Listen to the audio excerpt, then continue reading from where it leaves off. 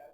Hi, I'm Sandy Neal from the Health and Human Performance Department, and I teach various health classes, a community public health class, school health, women's health, and I'm here to address a few of the things that I do in the class to promote interaction and student involvement and collaboration. And this is just what's going on now. A lot of people do these kind of things. These are just reminders. And,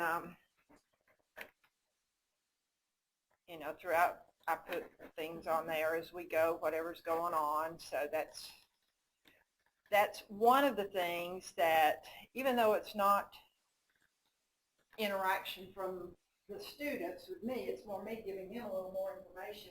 I do my own little survey. I'm sure some of y'all do too, about what they like about the course and what needed improving. And that's probably the thing that I get the most comments about being helpful. I love the little reminders on the homepage each week, so I do this when I can. But I have tried group projects to get the students to collaborate with each other and various things like that in the past, and have struggled with some of those concepts. So I've tried to find other ways to get them to interact with each other and work together. And I have found, of course, everybody uses the discussion board for various topics, but I have found that I can use the discussion board for other activities other than discussions. And this is an example of one that I do in my women's health class. The topic there is I want them to find out some information on women in other countries, get a little different view of how are some of the issues internationally. And so the first part of this assignment is simply that. They find a research article that they're interested in that topic on women in another country. And they post the article and the summary on the discussion board. Now, I do it, as you can see here, where it's not visible to them until I approve it, because obviously some of the students will get confused and they'll read an article on women here in the United States, and that's not the topic. So I do approve them before they can see them. And that's the first half. But then where they get to see each other's work and do a little bit is after these articles, I'll show you the articles.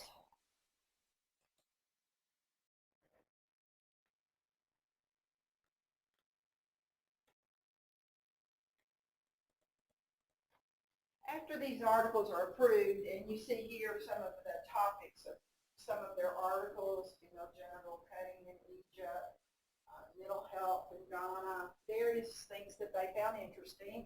And then their midterm in this class is they're required to go to this board after the articles have been approved and open for them to see again, and read through some of their classmates' articles, find the one that interests them the most, and then they take the information out of their classmates' article and compare it to the research they find on that same topic in the United States.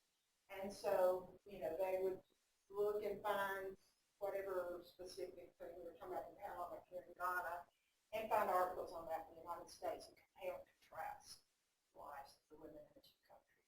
And so here they get to see each other's work again and kind of work together on that on the discussion board. And this has been one of their favorite assignments in that particular class. Are these journal articles? Yes, it has to be a research journal, and I have on there the information on the content page, helping them understand how to make sure access it and be able to yes, save it. I actually have on the, and anybody, I know y'all probably already have all this, but, oops, sorry, wrong place. On the content page, I'll put some things on there about referencing and various things, and here's their information to help them find a research article. But then also, let's see, I thought I still had in the Dropbox. No, I don't have it in this particular class. I added it later. But here at the library, they have two tutorials on how to open a peer-reviewed journal, how to use the online database. And so I give them that just as as a bonus if you want to do that. You know, if you guys want to do that tutorial on how to make sure it's a research article. Because I do require that it be a research article in that particular assignment. So somehow I'll use a journal or something. But they do really like that particular one. And then another thing that I utilize the discussion board for,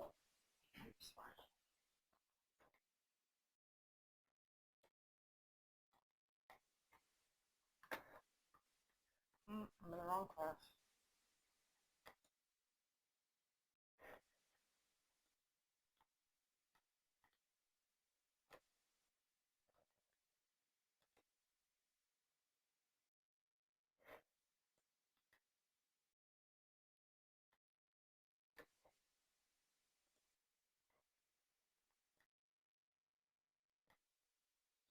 Oh gosh, sorry. I had this set up to begin with, and now it's not wanting to go there.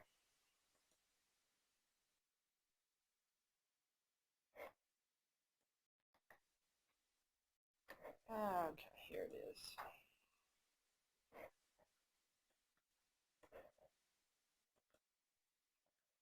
This is a different class.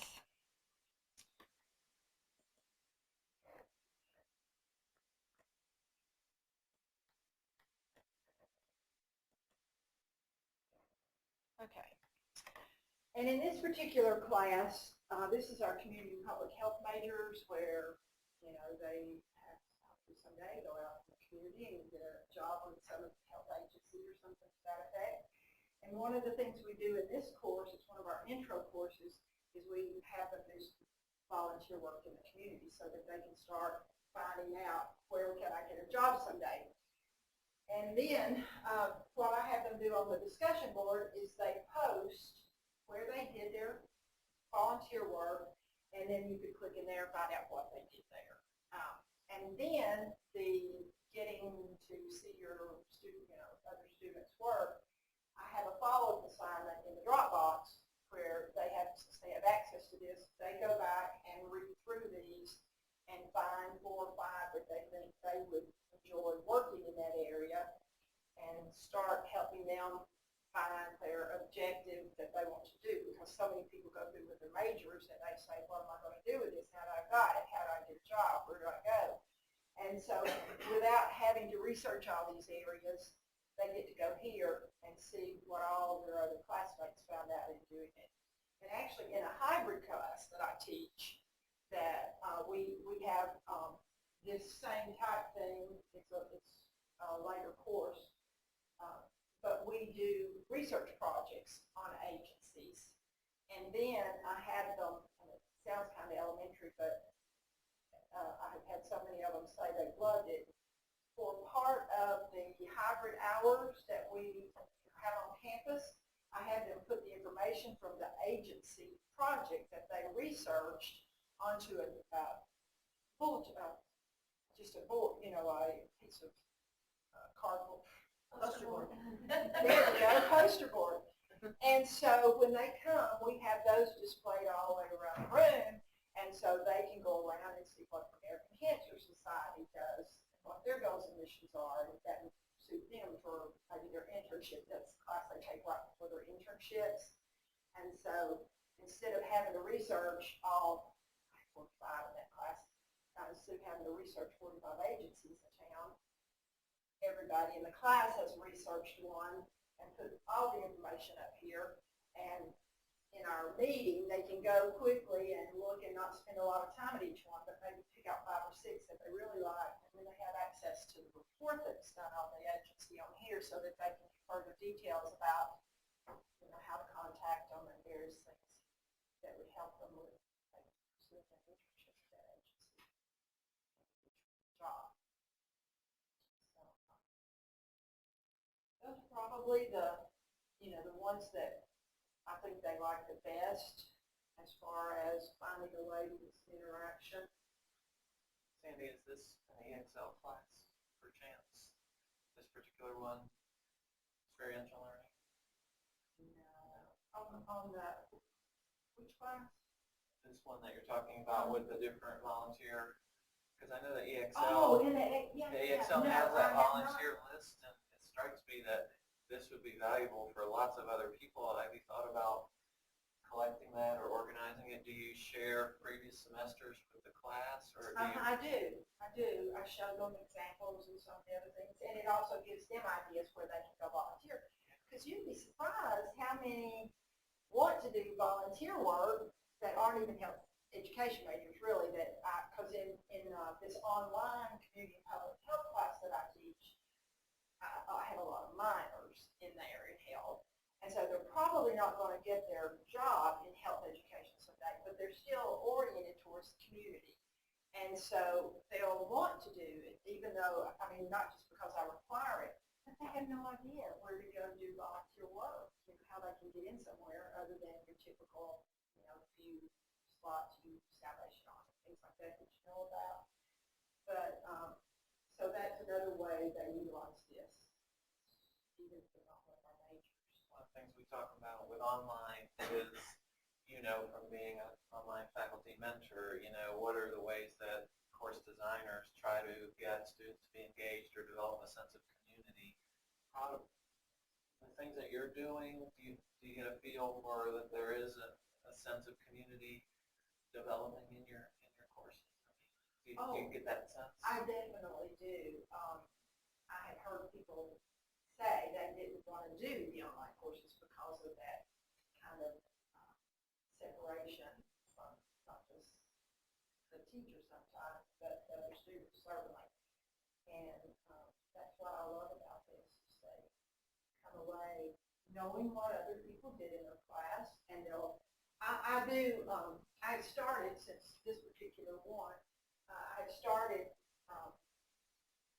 telling them, giving them a little thing about if there is something that they have questions about, that they can go ahead and post it on here or email that student and try to get them to do that. But the follow-up assignment that I do, where they have to go through and pick out 4 or 5 and write a little something about them, I have them send their parent, like if I was the one that worked at Meals on Wheels for those volunteer hours and I posted it, then the student that comes along and reads these and say they picked out these 4, then whichever student did this, that student writing it up has to send their comments to that student as well. Just a little follow-up thing, because I think it makes those students that did this work feel appreciated when they get one from somebody in the class saying, that really sounded.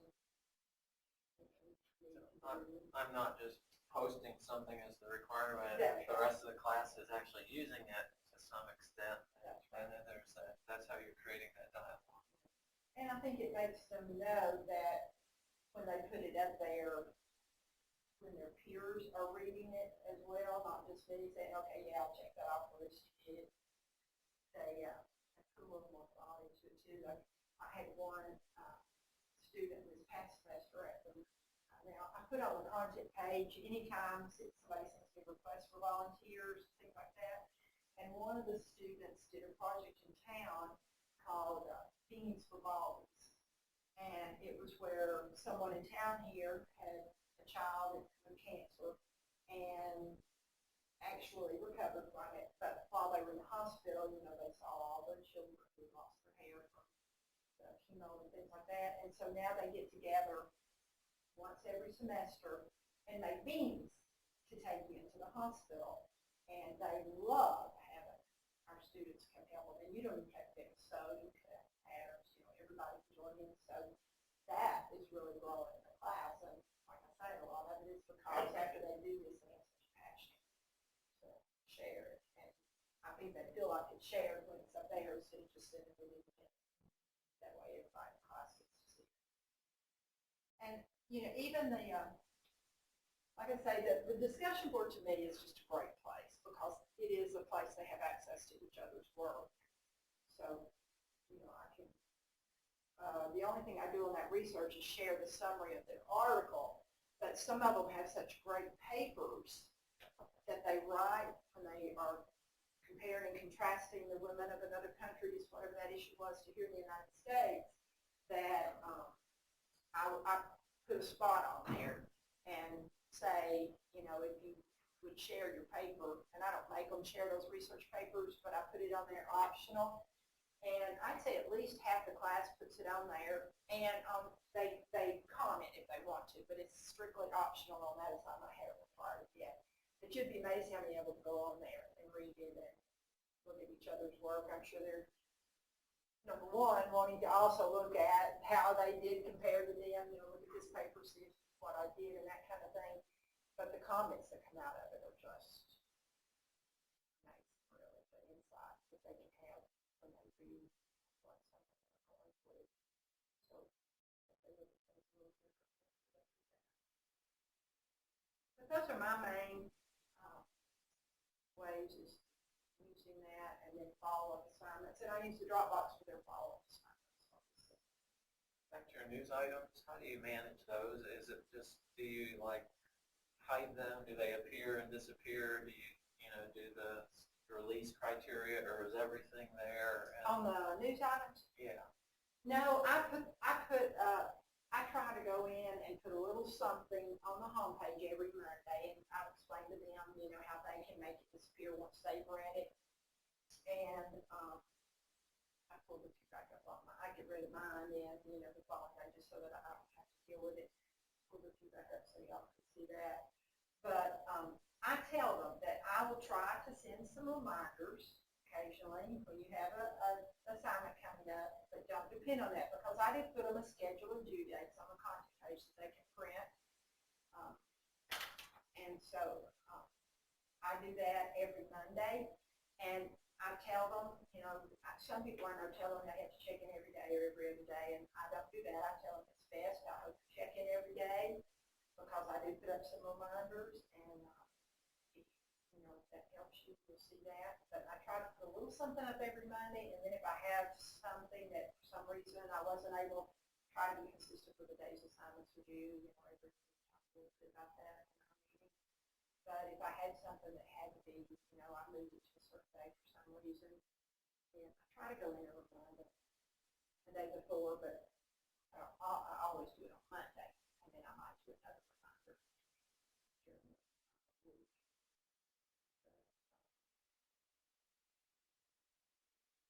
And then another thing that I really like, oh yeah, let me show you this one thing, and then I'll turn it over to you. Soft Chalk, have y'all used Soft Chalk friendly yet? Some of you yes, some no. On this, let's see if I was already doing it in this particular class. I have an online, you all have that kind of stuff going on as well.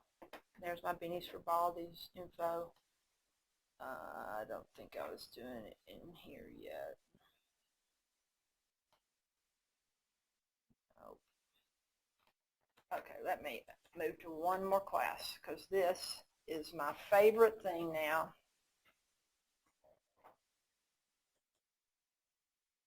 Let's see, would be, that's not where it would be.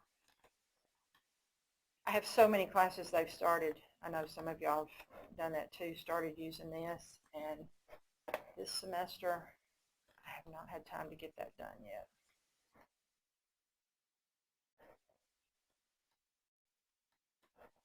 Okay.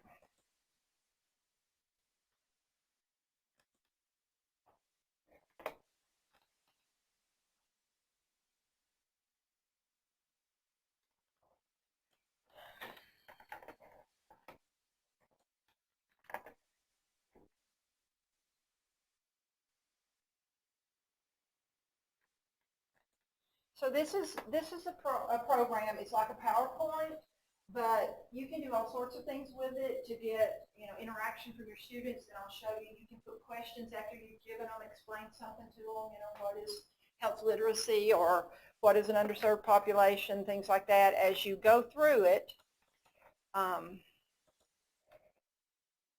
they read what you're doing. Then when you get here, I've already clicked that open.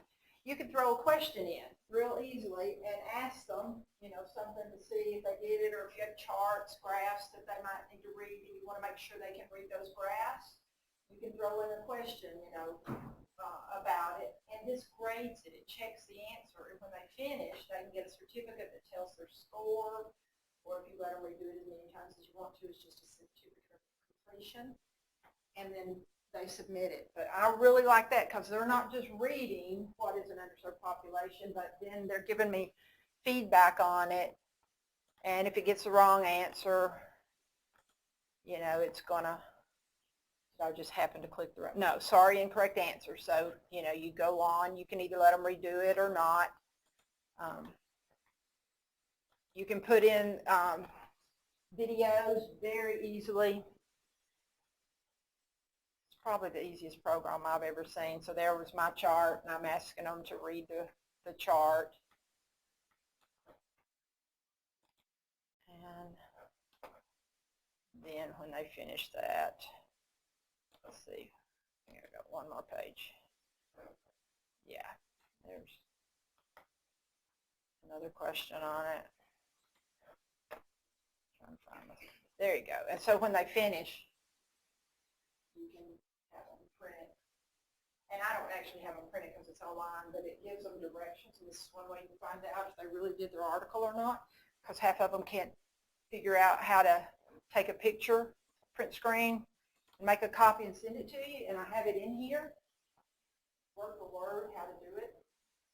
And inevitably, I will have 3 out of my 45 students that say, I can't figure out how to make a copy of that. And it's in the last paragraph. So my bet is they didn't actually read this. They just went to the end and tried to print the certificate. And so, you know, when you have something very detailed here at the end, it's kind of a giveaway if they actually read it or not, because it tells them specifically how to use the print screen button and save it to their Word document and put it in the Dropbox. So that work, you know, if you've not ever used that soft chalk, Brenda walked me through one day, you can figure out how to use it. So. And that's all I have.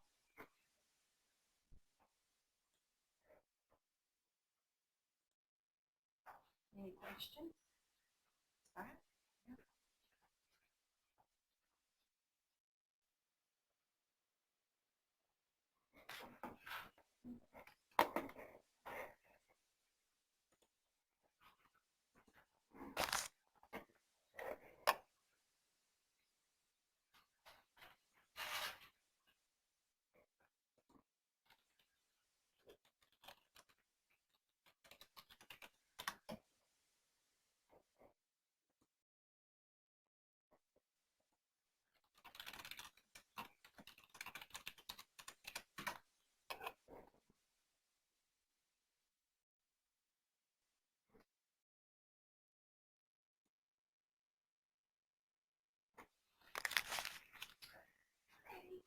Hi, I'm Tracy Nerfer, and I'm a dietitian, and I teach over in the Nutrition College of Health and Human Sciences, and I've been teaching online since '09. I started teaching full-time in January, so I have 5 online classes and 133 online students, which is great. I love online, and it really is neat to me. We were talking earlier about how you can just access it anytime, any place when they're ready to learn. Which I think is really neat. I've jotted some notes, but I wanted to jump to the end and tell you kind of my summary and then go back and tell you how I give you examples of those. But for me, just engaging with online students is about a couple of things. One is being really consistent so they know what's coming at them time and time again. So the more you can just build that consistency into your emails or your course format or whatever that is. I mean, I don't know about you, but I'm a creature of habit and I don't like surprises. So as much as you can minimize that and you just make it, I don't say boring, but you just get kind of into a course routine, I think that's one way that we can engage them. I think also personalizing assignments, which dealing with food, everybody eats, so I don't know, I feel like I might have a little advantage in that, but everybody uses math, everybody uses English, everybody can find some way to personalize what you're doing, your assignments, your discussion, even your emails, providing that little personal from you as well. And so I found that very impactful. And then just continuing to provide feedback and affirming their efforts, I think, and it doesn't take much, just, good job, or asking a question or something. When Gina and I were talking about this, she was shared some research that they've done with online students, that students feel like online professors don't do that much. And we all know that we do. It takes a lot, but so, you can kind of approach it as that partnership, like they're going to be doing work, but you'll be doing work too, and I'll kind of, I try to tell them to, and I'll give you some examples of that as well. So this is a community nutrition class that I teach, and I thought I might just, well, since we're on the content page, we're talking about that earlier, you can use this button right here, just even to rearrange stuff. Looks like there's activity happening. I had done this back on October 1st, but I had posted some other stuff and it got pushed down, and I'm getting students like, I need to meet with you, and I'm like, they're not seeing my office hours, so I pop that back to the top. Tomorrow is National Food Day. I put something on there if they want to be interested. And you can schedule. So again, like I know National School Breakfast Week is blah, blah, blah in March, or National School Lunch Week. You can just, like, if you have time to do it, you don't have to wait until it's actually, current news. So this just makes it feel like something is happening. And I include this in my emails to them as well, but I, like Sandy, like to get them to that home page as kind of a jumping off point, I think, for students. And then it's super easy if you want to edit or trash it. Just let it go. Or if it's something really good, just hide it and save it until next semester. And I do that as well.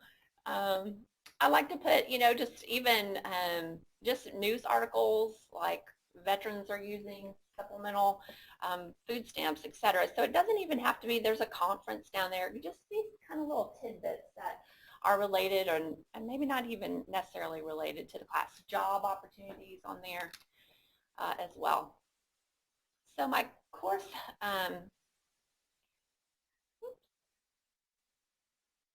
there we go.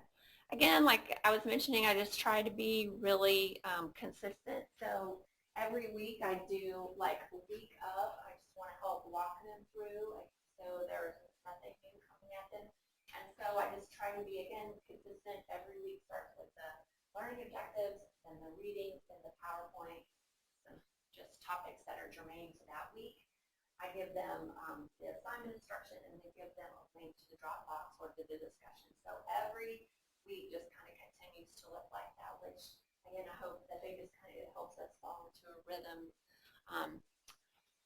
for the class as well. Under discussions, I give them, this is one class where we discuss all throughout the year. There's not necessarily discussions tied to a certain content area. I do that in other classes. But in community nutrition, because it's so broad, I like to give them a variety. And this go around, we've had some great discussions on school nutrition. There's new standards on school nutrition. And so it doesn't show here, but the question is, talk about what nutrition was like when you're eating in the cafeteria, and then like let's compare that to how it's changed. And everybody ate in the cafeteria or took their lunch, or their kids are eating in the cafeteria, and so we've had some amazing discussion. And I mean, even if it's just a little thing, like I just try to get in there and just pop on, and like to remind them why we're doing discussions, I think is important, and to tell and remind myself too. It's because we don't have face-to-face interactions, so we need to get on here. And that's how we collaborate with each other. So I try to tell them, hey, this is why we're doing this. And it also helps to remind me. What I found is the more I post, the more they post. And I find that students are very willing to share, even maybe more so in an online format. In community nutrition, we talk about food stamps and WIC. And a lot of our students have been on those programs, and they are very forthcoming in sharing their experience. And I just often wonder if we were in a classroom of 40 people, if they would raise their hand and volunteer that information, whereas in this online, and they're so gentle with each other when people do share that information. I was going to say that there's that interest. I teach women's health on ground as well, and then in my women's health class, the last discussion board is on this discussion board. You can discuss whatever you would like to give information, feedback from your classmates, that kind of thing on that you wish we'd had a discussion board about. And you would be amazed themselves. You know, I had one lady, just a very simple example, said on there that she has irritable bowel syndrome. Has anybody else ever had to deal with this? No way would she have said that. Yeah, right. You know, to get, and when she said that, it was like a home run going to the baseball field like that. Everybody started coming up saying, oh my gosh, I had that same thing. I just didn't realize that's what it was. And this happened, you know. And so I agree with you, they'll say things.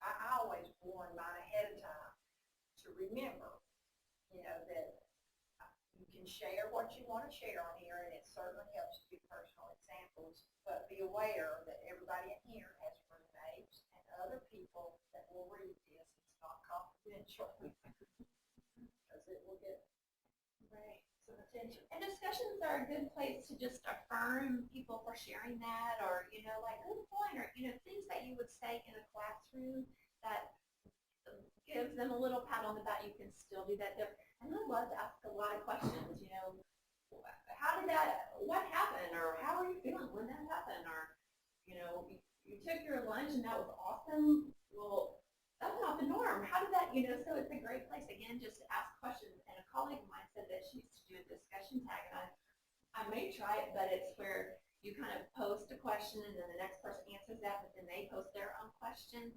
And so then the next student has to come and answer that question and post their own question. So it's almost like a round robin. I thought that could be interesting, or maybe a couple of questions that people have to ask. So again, it's just that way to kind of get that collaboration and discussion. And I think discussion board. Another example in another class where, you know, they have to post a video on there. People have to watch and make comments. Some of the videos about weight and anorexia are very moving, and people have very insightful comments, and others, you know, you post maybe what you ate the last meal, and then you analyze it using certain nutrient, you know, database, and then how you might change it. And, you know, some are very quote unquote healthy, and then some people, I ate 10 chicken nuggets and fries and a whole Dr. Pepper, and it's amazing. People are like, that's okay, you'll do better next time. And, you know, it's just, it kind of warms your heart to see how gentle they are with each other in there.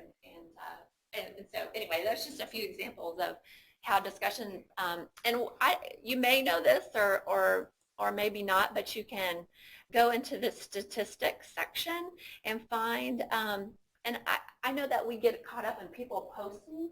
Well, I have to tell you, I mean, a student that's reading 122 posts is engaged, or 142 posts. So, you know, I mean, she posted 10 times, and she, you know, but she's sort of 118 and only posted 6. So I would say let's, you know, while it's important to make sure discussion is going, and clearly maybe some need a little prompting, but, you know, if they're reading the post too, they are engaged in what's happening.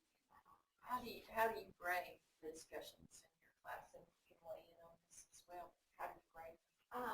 It kind of depends. Like, this class goes throughout the whole semester, so at the end they do have to have so many posts.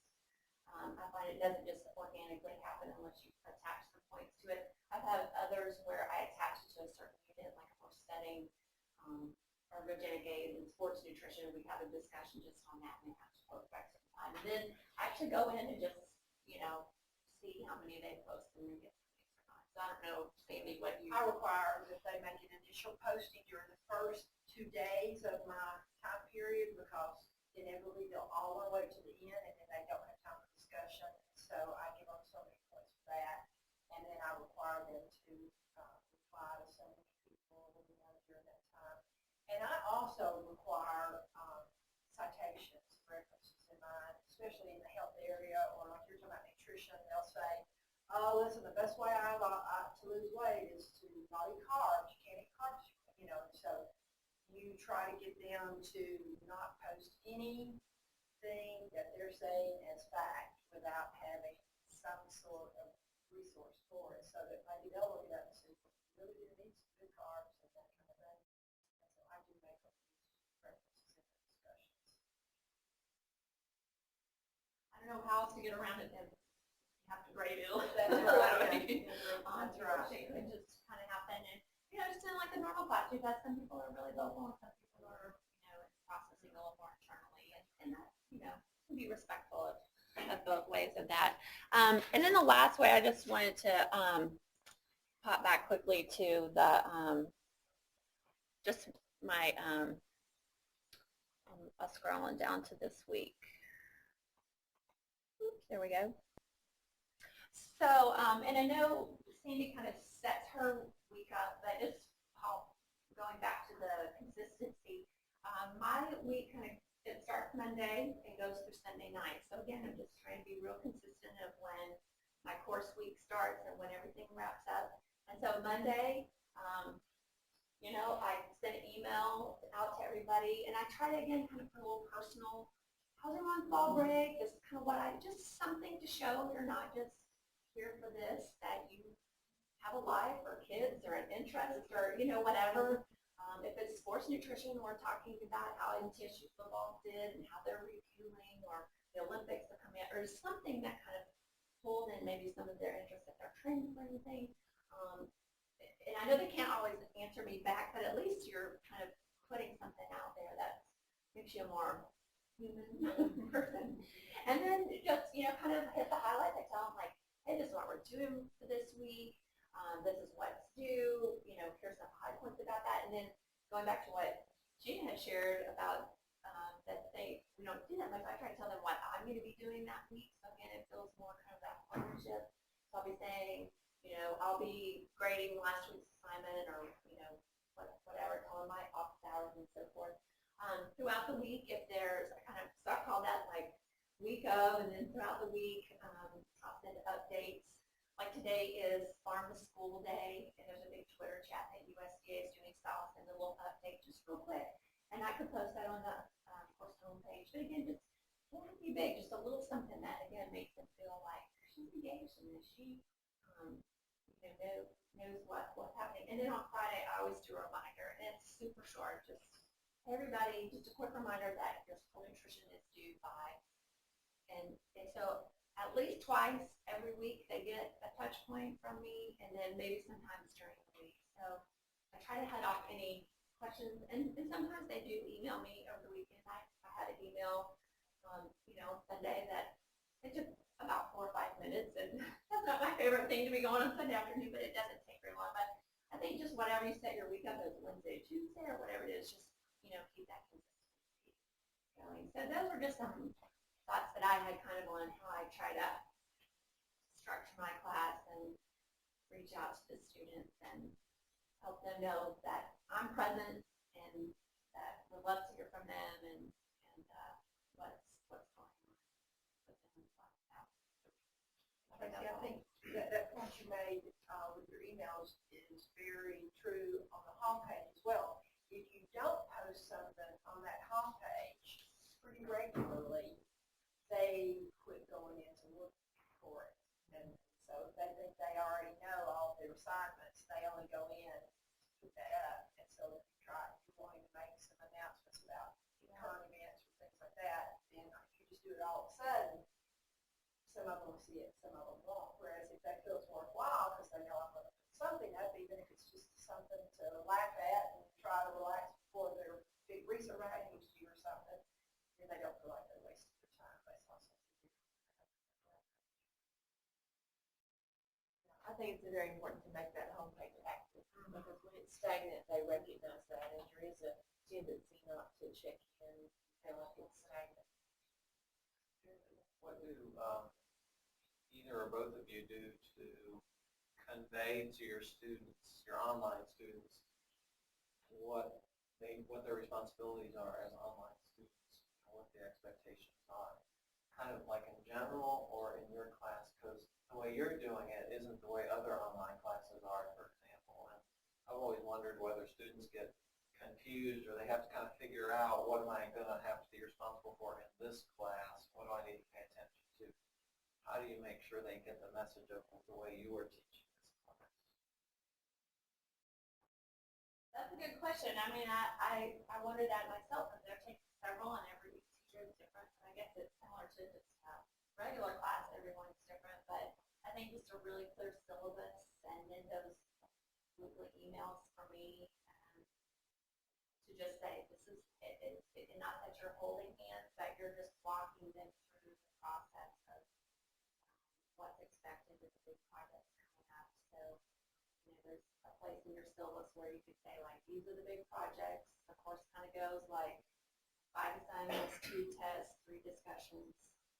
So is that getting to what do you you were tell saying? them, Or? do you tell them that you'll be sending out regular reminders, or that you'll be checking in at different times, or you can expect me to be here at this time? I do. I don't have the, I'll be here at this time. I tell them that, that I will always check within 24 hours. If you're used to going to the homepage, going to the D12 course, and students love having it, so they get used to it, they're always going to check it, which is why you want to get active, because That's right. yeah, so once you train them to use it, and it should be fairly simple to keep them using it. Well, simple. Yeah. You know, And I think there's some research that says within the first 2 weeks of class, the more times to communicate them, that kind of sets that stage. And then not that you disappear, but it's. That's kind of what I was getting at. How do you present yourself in the crucial first, week or so of the class? You just model this, that you set the stage for this is what's going to happen, and they learn that, or how do they I actually? have written both. I have it both in my syllabus, but I also have on the content page, an orientation to my class. And so, I kind of give them a Like little how bit this of class that. works? And that I feel like they need to print on that content page. I have up there, not only, our years midlife, they can see, like when they click on the Dropbox for midterm, it'll see last day's minutes, whatever. But I have that page for them to print out. And so they print out the schedule of due dates so that it's all very clear which assignments they actually have to submit something for or post something for. Because there are some things on there that help them or that I think help them that are optional, or maybe a stress inventory, in the health and wellness class that they can do to see what's in their life causing them stress, things like that. That's optional. And so I have a little thing on that page explaining why they're optional. I think the scholarship, I really and use that, I feel like that. One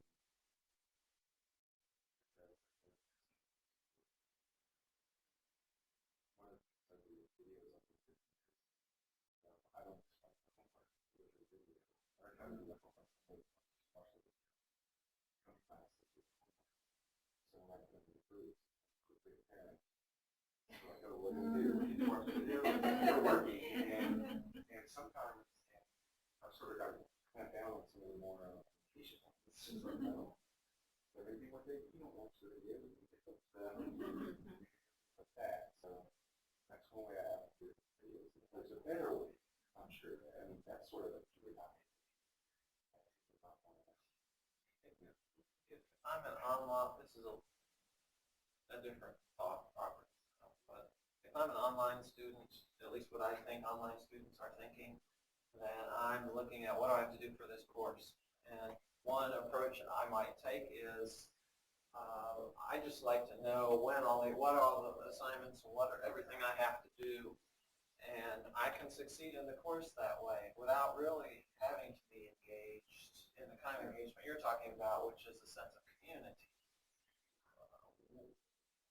Do you see are students wanting to do that, or we're kind of forcing a sense of community or trying to create one, and I just wonder whether students want that or need I that. get the feedback that they do on my survey, I have some questions I ask them, but then I have open-ended things they can do for me. And over and over throughout it, they'll say, I really enjoyed this class, I like it, and one of the things they like the most are those things they do with each other. And they'll say, I like having the discussions, and if they could, started emailing this person, and they'll end up making some personal connections that stay after the class. I see that too for some things I do, and usually the thing that at the end of the semester evaluation is this was not like other online courses That's right. I've taken in a good way, Uh-huh. I guess, right? Because they were engaged. And like Tracy said, we have an advantage with our subject area, and as far as the interaction, if you're teaching math, you're gonna have to work a little harder to find that assignment that gets them excited and involved and that they can work together to give each other some feedback or help. But it can be done because in my school health program that I teach on Brown, we do assignments and things like that. And we're starting to get out of teaching a health education lesson, and we're bringing in their lesson plans that they did for math or science or something like that, and we're having them incorporate health into those lessons because we are not going to get health in the schools taught like we want it to be as regularly. So I try to encourage them to find ways to just filter it through that lesson plan, change the example instead of just giving them numbers, use their calories to find out the fat grams. And so you might have to be a little more creative to come up with that project that they would like to look at that their classmate did, but you can do it no matter what the subject of it is. Are there just like this inspire and do it if so, how do you do it? Well, I think, I don't know about you, but it's amazing how many students can put attachment in the format that you ask them to put in there. But that's why I do some things, and I'm sure my students think I'm teaching to like at the end of that soft chalk where they have to learn to use print screen, take a picture of it and save it and send it in.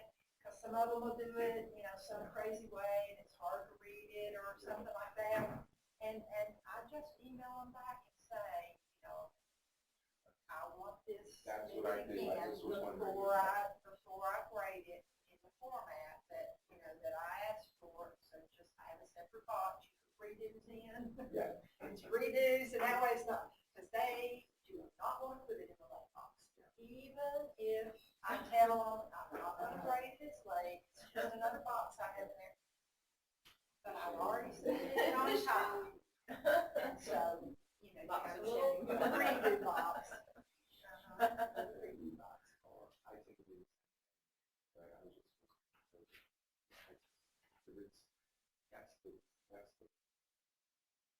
where the problem. Yeah.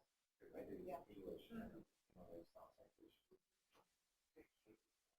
The works I didn't agree, I just, even if you put them up as different parts and have them move around, it's just not fun. And so I'm always looking for ways to kind of, make it more. And I had a lot of that on that resource paper, which my class, when it's held, it's not whatever, where they're supposed to be writing all those papers.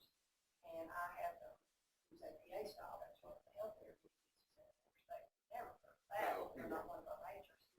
And so I just turn it in a lot, but I give them examples myself in sheets as well as the link That's why I to, typically would. how to sign where they have that. And turn it in as well as one tool. I didn't know if it was right.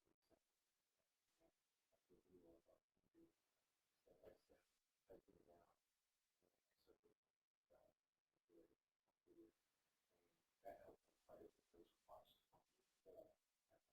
Do you just do that in your office? Or- Yeah. Something I learned from here actually. On the flip classroom, the artwork sciences and page. And yeah, and it's great. And I use that. So I think it's like with that. And for the technical stuff, One last question, for me at least, that is, are there things that you found work really well with your online in terms of generating engagement that work even better than in your face-to-face, or that wouldn't work in face-to-face? Have you discovered any? Have you kind of figured out the online delivery format in a way that allows you to really gain maximum benefit and engage that doesn't even translate back to your face-to-face? Any example? Are there things that I don't even help with- teach face. I never have. I don't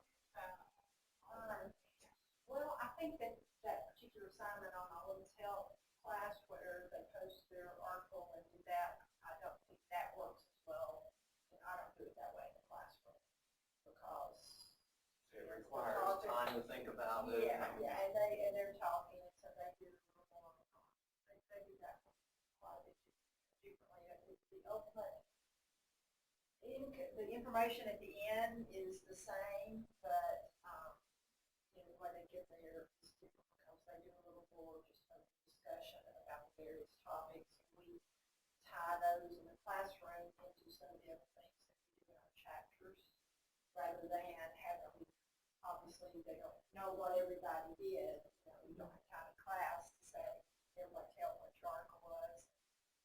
So that's one that I think is much better.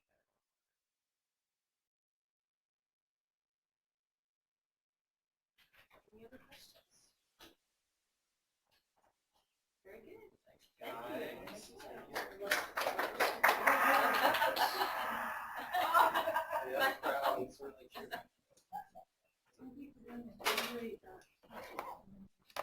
And now,